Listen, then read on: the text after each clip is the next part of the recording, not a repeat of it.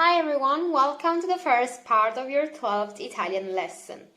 In this first part, we are going to talk about avverbi di tempo. Avverbi di tempo are all those adverbs that indicate when something happens, quando qualcosa succede, when something happens.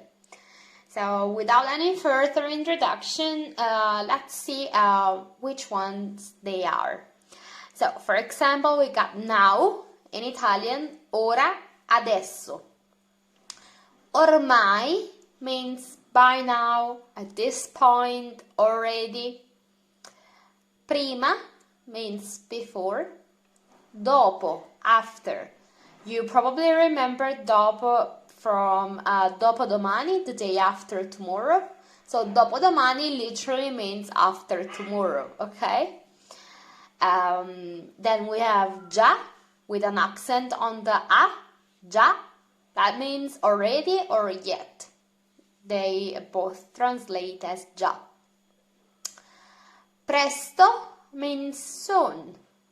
Presto. Ci vediamo presto. I'll see you soon. See you soon. Tardi, late. Recentemente, recently. Recentemente. Avverbi di frequenza are instead all those adverbs that indicate quanto spesso qualcosa succede, how often something happens. For example, sempre, always. Quasi sempre, almost always. Spesso, often. Di solito, usually. Normalmente, normally. Ogni tanto, occasionally or every now and then. Per lo più, mostly. Qualche volta, sometimes. Raramente. Raramente. This is the nightmare of the people who cannot pronounce the R. Raramente. Rarely, seldom. Quasi mai. Hardly ever. So, quasi sempre, almost always, quasi mai, hardly ever. Then we have non, and then you need to put the verb quasi mai. For example, non bevo birra quasi mai. I almost never drink beer. Non bevo quasi mai la birra. It's the same, it's really up to you, wherever you prefer. And then we got mai, never. Now let's see what you need to know about these avverbi di frequenza. First of all, you need to know that the adverb sempre always follows the verb. Sempre, segue sempre, always follows the verb, il verbo. For example, vado sempre a correre la mattina. You cannot say sempre vado a correre la mattina, okay? It is wrong.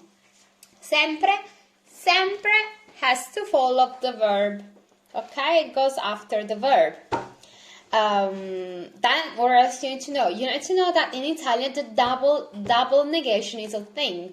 So what in school we're taught that in English is wrong is actually correct in Italian. So, for example, the sentence here, non mangio quasi mai la pasta, would translate in English as I hardly ever eat pasta.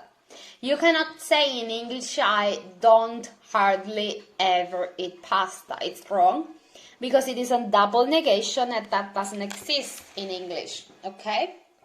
But in Italian, it is a thing. So if you ever need to use mai or quasi mai in a sentence, you must use non as well, okay? As a normal present tense negative form. Then, what else you need to know? You need to know that while sempre has a specific position in the sentence, so that it goes after the verb, other adverbs can be put wherever you prefer in the sentence. For example, you can say spesso vado a correre la mattina, and you can say vado spesso a correre la mattina. It doesn't really matter, okay? It's up to you, up to your preference. Also, if you want to put more emphasis, more focus on a noun in a sentence, you can decide to put the adverb next to it. For example, if you want to say that you usually go to the cinema on Monday, you can say vado al cinema il lunedì di solito, because you want to put emphasis on il lunedì. Okay? But remember that saying di solito vado al cinema il lunedì is also correct. As well as vado di solito al cinema il lunedì. Okay? They're all correct. So it is really up to you. Alright. So let's move on to the next part of our lesson. I verbi riflessivi, reflexive verbs. So, reflexive verbs are used to indicate an action that falls on the subject itself. So all the verbs where in English you need to use myself, yourself, or in general oneself are called reflexive verbs. But in Italian they're way more used than in English, okay? And you're gonna say it now. So, in their infinitive form, reflexive verbs are formed with si at the end. For example, a normal third conjugation verb, divertire, becomes divertirsi in its infinitive reflexive form. And that means to enjoy oneself, okay? Divertire, to enjoy. Divertirsi, reflexive infinitive form, to enjoy oneself. So, all verbs that are reflexive in English, such as to enjoy oneself, are reflexive in Italian as well. But as I told you, there are way more reflexive verbs in Italian than in English. I mean, we use the reflexive form much more than you guys. For example, all verbs, many verbs that include get, for example, to get up, to get dressed, to get bored, are reflexive in Italian. Also, all verbs that can be followed by a reflexive pronoun in English, it is likely that they are translated as reflexive verbs in Italian. Also, actions with your body or regarding the process of dressing up and getting ready in general often require the use of a reflexive verb. Now let's see how to make a verb reflexive. So how to create the reflexive form. First of all, you're gonna need a reflexive pronoun, and then you will need the verb that you're gonna conjugate in the tense you need. So if you need the present tense, you're gonna use the reflexive pronoun plus the present tense of the verb you need. Now let's see which ones are the reflexive pronouns. So first of all, just to give you an idea of what I'm talking about in English, that's what I'm talking about, okay? So myself, yourself, himself, herself, itself, ourselves, yourselves, themselves. So this reflexive pronoun, myself, corresponds to the subject pronoun I. So in Italian, io. And its Italian form is mi. So myself is mi. Yourself, ti. And then si, ci, vi, si. Okay? These are the Italian reflexive pronouns. Mi, ti, si, ci, vi, si. And let's see. I already told you how to make like how to conjugate a reflexive verb. Let's see in particular the tense that we know, the present tense, because it's the only one that we've studied besides the infinitive form. So, to get up in its infinitive form is alzarsi. So, if we know that si is the reflexive gosh, I can't remember the name. Like, to make the infinitive form of a reflexive verb, you need to add si. Okay, so, oh yeah, this is the desinence. That's the word I was searching for. So we need that we know that Italian verbs in their infinitive form always end with e, because we have three conjugations. Are, ere, ire. Okay, so there is always an e, the English e at the end of the infinitive form. So we know that this is a first conjugation verb because there is an a, so it's an are verb. Alzare means to get up. The reflexive form is alzarsi. And then we are gonna need the reflexive pronoun and the present tense of the verb alzare. Alzare, once again, is a first conjugation verb. You can recognize it from the a. So, mi alzo, ti alzi, si alza, ci alziamo, vi alzate, si alzano. Okay, it's a regular first conjugation verb. Easy peasy. And yeah, here I wrote a list, I put down a list of some Italian reflexive verbs that you might want to use when you describe, for example, your daily routine. We're going to see that too. So, for example, we have accomodarsi, to take a seat, sedersi, to sit down.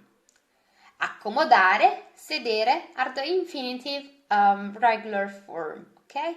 Accomodarsi and sedersi are the infinitive reflexive forms.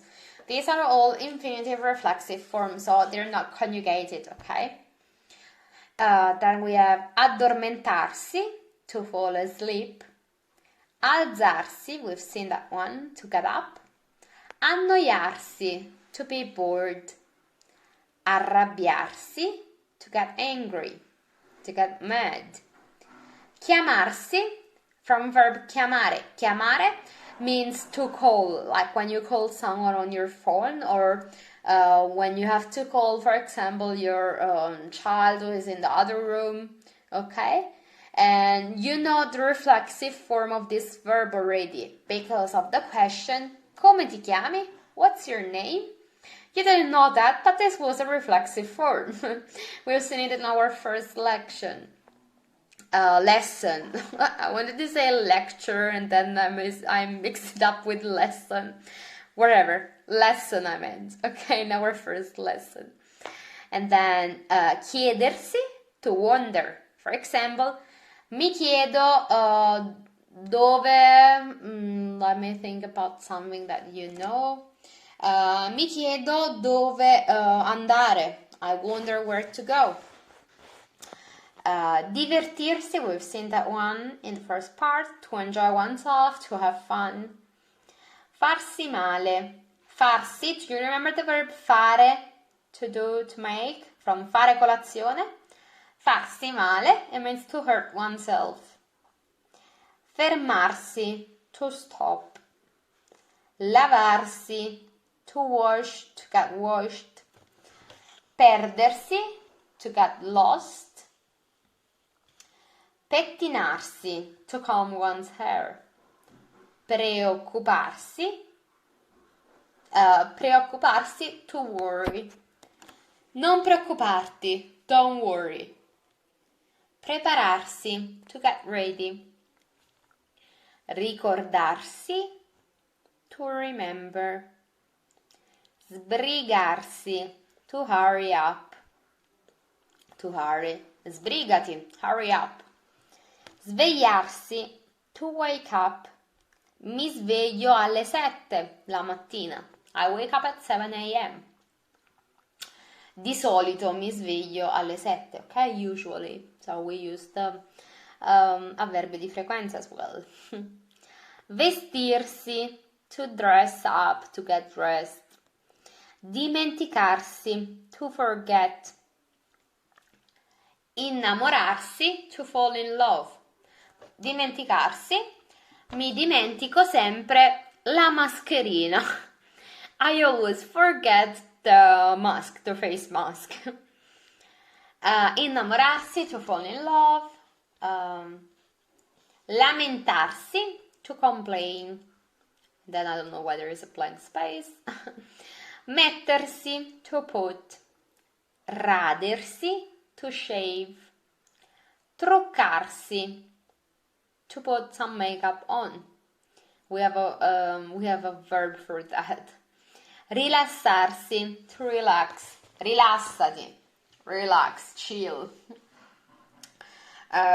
Sentirsi, to feel like. Non mi sento bene means I'm not feeling well. Non mi sento bene. Sposarsi, to get married. Trovarsi, to find oneself. Vergognarsi, to feel ashamed. Here I give you some examples. È tardi, sbrigati. It's late, hurry up. Ricordati di spegnere la luce quando esci. Remember to turn off the light when you exit. Ricordati di spegnere la luce quando esci. Siediti. Sit down. Accomodati. Take a seat. Si accomodi is the formal way to say take a seat, have a seat, okay? Because we're using the courtesy form. Si accomodi, third singular person, courtesy form.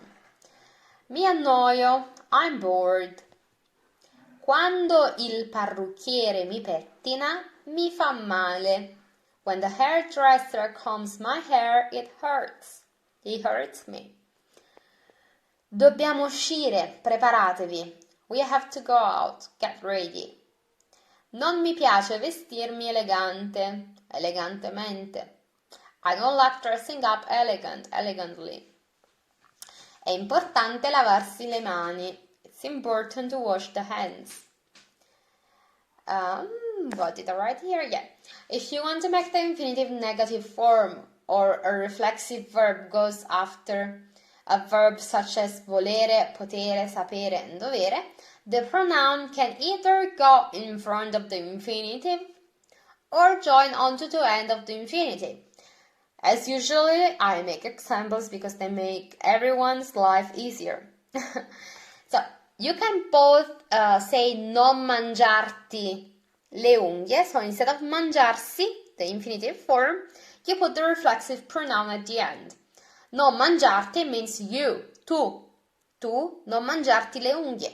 But you can also say non ti mangiare le unghie. Don't bite your nails. Okay?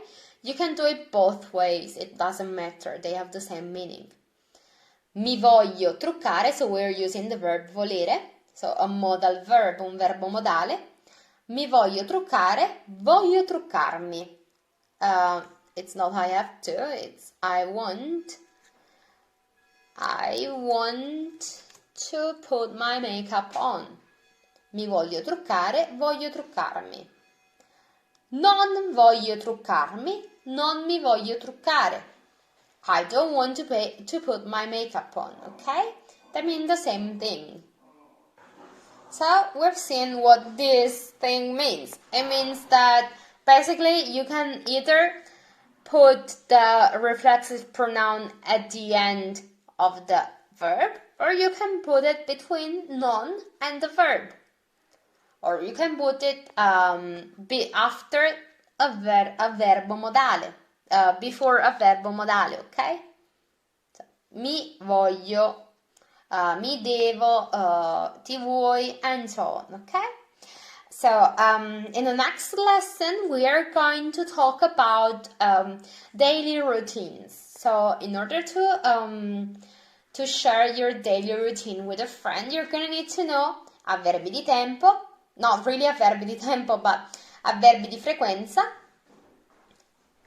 and reflexive verbs, because as I've told you, most verbs that are used to, here it is, most verbs that are used to describe things such as dressing up, vestirsi, and getting ready, prepararsi, often require the use of a reflexive verb, as well as verbs such as lavarsi, so to wash yourself, and so on.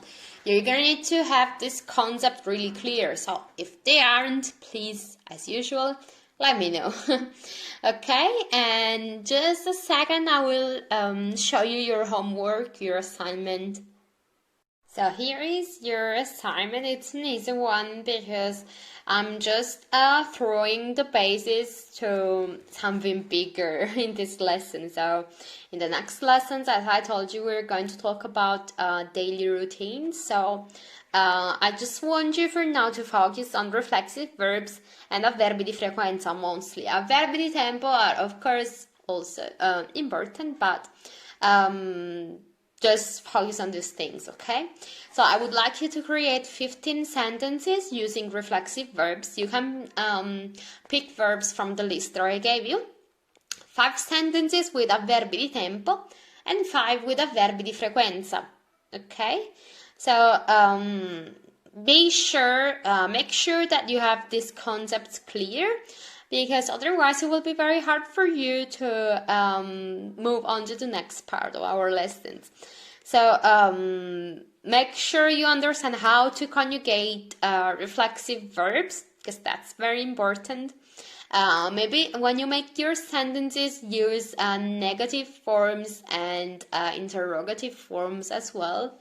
And yeah, just do that, okay? As usual, I thank you for watching this video, and yeah, I'll see you soon, okay? Thank you guys. Ciao.